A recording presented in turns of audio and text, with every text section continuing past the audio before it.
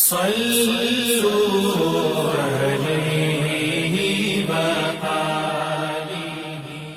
بخاری حدیث نمبر 40۔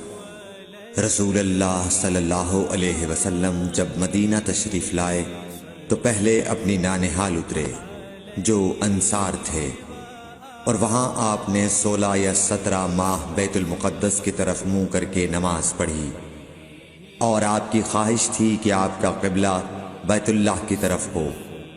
جب بیت اللہ کی طرف نماز پڑھنے کا حکم ہو گیا تو سب سے پہلی نماز جو آپ نے بیت اللہ کی طرف پڑھی عصر کی نماز تھی۔ وہاں آپ صلی اللہ علیہ وسلم کے ساتھ لوگوں نے بھی نماز پڑھی۔ پھر آپ کے ساتھ نماز پڑھنے والوں سے ایک آدمی نکلا اور اس کا مسجد بنی حارثہ کی طرف گزر ہوا تو وہ لوگ رکوع میں تھے۔ وہ بولا کہ میں اللہ کی گواہی دیتا ہوں کہ میں نے رسول اللہ صلی اللہ علیہ وسلم کے ساتھ مکے کی طرف منہ کر کے نماز پڑھی ہے۔ یہ سن کر وہ لوگ اسی حال میں بیت اللہ کی طرف گھوم گئے، اور جب رسول اللہ صلی اللہ علیہ وسلم بیت المقدس کی طرف منہ کر کے نماز پڑھا کرتے تھے، یہودی اور عیسائی خوش ہوتے تھے، مگر جب آپ نے بیت اللہ کی طرف منہ پھیر لیا تو انہیں یہ امر ناگوار ہوا۔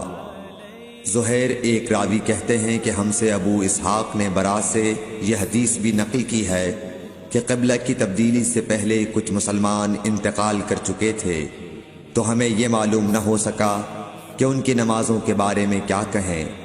تب اللہ نے یہ آیت نازل کی، وَمَا كَانَ اللَّهُ لِيُضِيعَ إِيمَانَكُمْ، سورہ بقرہ آیت نمبر 143۔ صحیح بخاری حدیث نمبر 41۔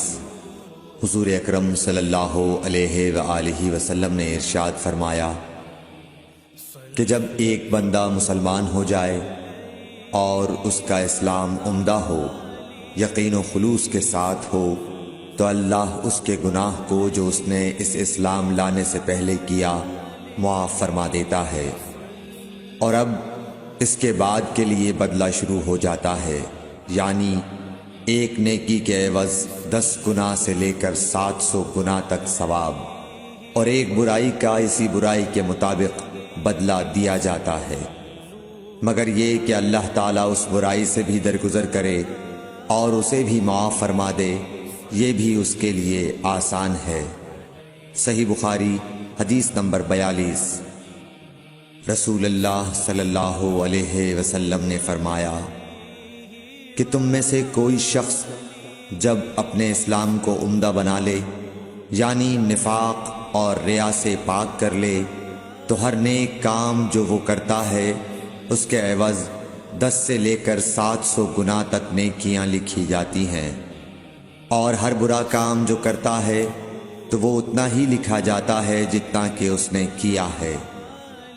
صحیح بخاری حدیث نمبر 43۔ رسول اللہ صلی اللہ علیہ وسلم ایک دن حضرت عائشہ رضی اللہ تعالی عنہا کے پاس آئے۔ اس وقت ایک عورت حضرت عائشہ رضی اللہ تعالی عنہا کے پاس بیٹھی تھی۔ آپ صلی اللہ علیہ وسلم نے دریافت کیا، یہ کون ہے؟ عرض کیا، فلاں عورت، اور اس کی نماز کے اشتیاق اور پابندی کا ذکر کیا۔ آپ صلی اللہ علیہ وسلم نے فرمایا، ٹھہر جاؤ، سن لو کہ تم پر اتنا ہی عمل واجب ہے جتنے عمل کی تمہارے اندر طاقت ہے۔ اللہ کی قسم، ثواب دینے سے اللہ نہیں اکتاتا، مگر تم عمل کرتے کرتے اکتا جاؤ گے، اور اللہ کو دین کا وہی عمل زیادہ پسند ہے جس کی ہمیشہ پابندی کی جا سکے، اور انسان بغیر اکتائے اسے انجام دے۔ صحیح بخاری حدیث نمبر 44۔ رسول اللہ صلی اللہ علیہ وسلم نے فرمایا، جس شخص نے لا الہ الا اللہ کہہ لیا اور اس کے دل میں جو برابر بھی ایمان ہے، تو وہ ایک نہ ایک دن دوزخ سے ضرور نکلے گا، اور دوزخ سے وہ شخص بھی ضرور نکلے گا جس نے کلمہ پڑھا اور اس کے دل میں گیہوں کے دانے برابر خیر ہے، اور دوزخ سے وہ بھی نکلے گا جس نے کلمہ پڑھا اور اس کے دل میں ایک ذرہ برابر بھی خیر ہے۔ صحیح بخاری حدیث نمبر 45۔ ایک یہودی نے حضرت عمر بن خطاب رضی اللہ تعالیٰ عنہ سے کہا کہ اے امیر المومنین، تمہاری کتاب قرآن میں ایک آیت ہے جسے تم پڑھتے ہو، اگر وہ ہم یہودیوں پر نازل ہوتی تو ہم اس کے نزول کے دن کو یوم عید بنا لیتے۔ آپ نے پوچھا وہ کون سی آیت ہے؟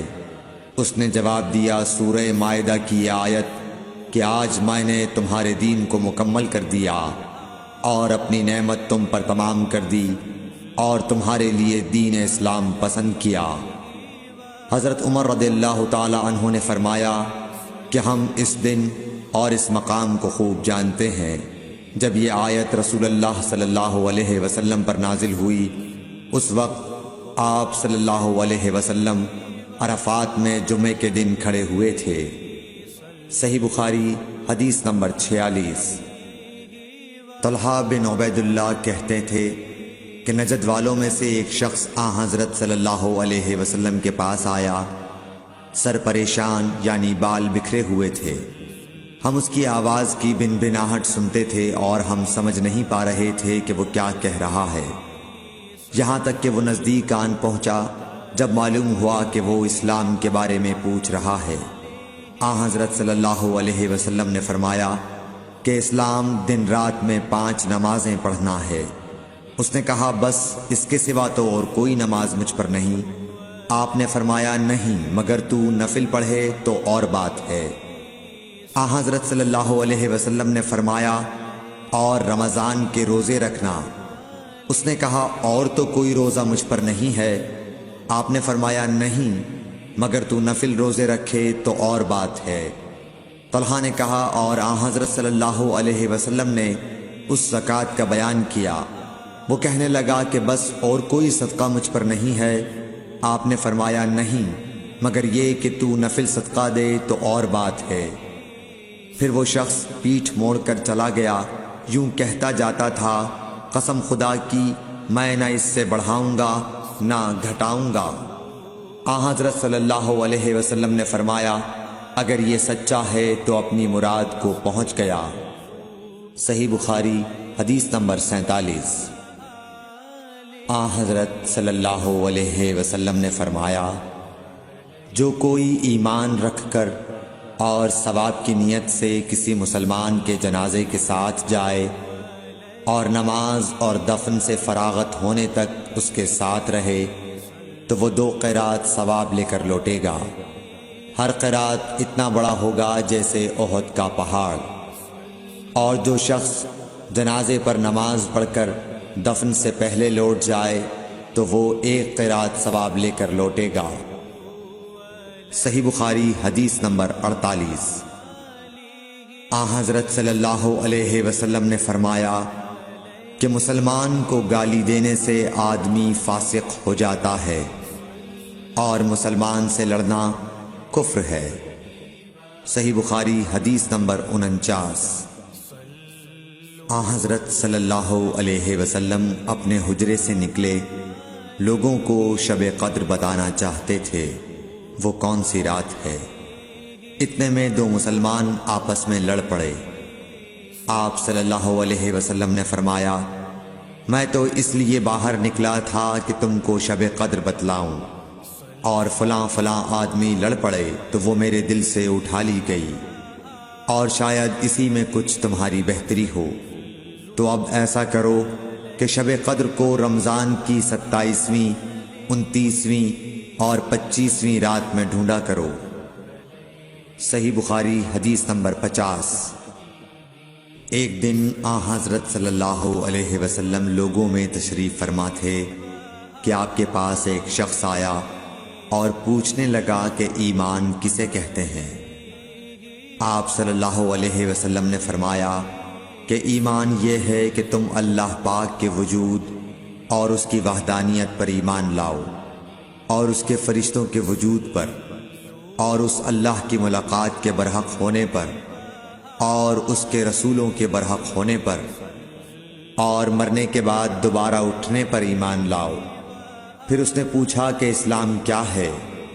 آپ صلی اللہ علیہ وسلم نے پھر جواب دیا کہ اسلام یہ ہے کہ تم خالص اللہ کی عبادت کرو اور اس کے ساتھ کسی کو شریک نہ بناؤ، اور نماز قائم کرو اور زکوٰۃ فرض ادا کرو اور رمضان کے روزے رکھو۔ پھر اس نے احسان کے متعلق پوچھا۔ آپ صلی اللہ علیہ وسلم نے فرمایا، احسان یہ ہے کہ تم اللہ کی عبادت اس طرح کرو گویا تم اسے دیکھ رہے ہو۔ اگر یہ درجہ نہ حاصل ہو تو پھر یہ تو سمجھو کہ وہ تم کو دیکھ رہا ہے۔ پھر اس نے پوچھا کہ قیامت کب آئے گی؟ آپ صلی اللہ علیہ وسلم نے فرمایا کہ اس کے بارے میں جواب دینے والا پوچھنے والے سے کچھ زیادہ نہیں جانتا، البتہ میں تمہیں اس کی نشانیاں بتلا سکتا ہوں۔ وہ یہ ہیں کہ جب لونڈی اپنے آقا کو جنے گی، اور جب سیاہ اونٹوں کے چرانے والے دیہاتی لوگ ترقی کرتے کرتے مکانات کی تعمیر میں ایک دوسرے سے بازی لے جانے کی کوشش کریں گے، یاد رکھو قیامت کا علم ان 5 چیزوں میں ہے جن کو اللہ کے سوا کوئی نہیں جانتا۔ پھر آپ صلی اللہ علیہ وسلم نے یہ آیت پڑھی کہ اللہ ہی کو قیامت کا علم ہے کہ وہ کب ہوگی۔ پھر وہ پوچھنے والا پیٹھ پھیر کر جانے لگا۔ آپ نے فرمایا کہ اسے واپس بلا کر لاؤ۔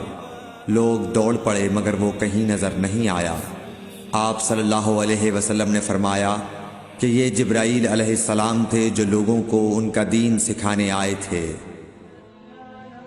Thanks for watching. Don't forget to like, comment, share and subscribe to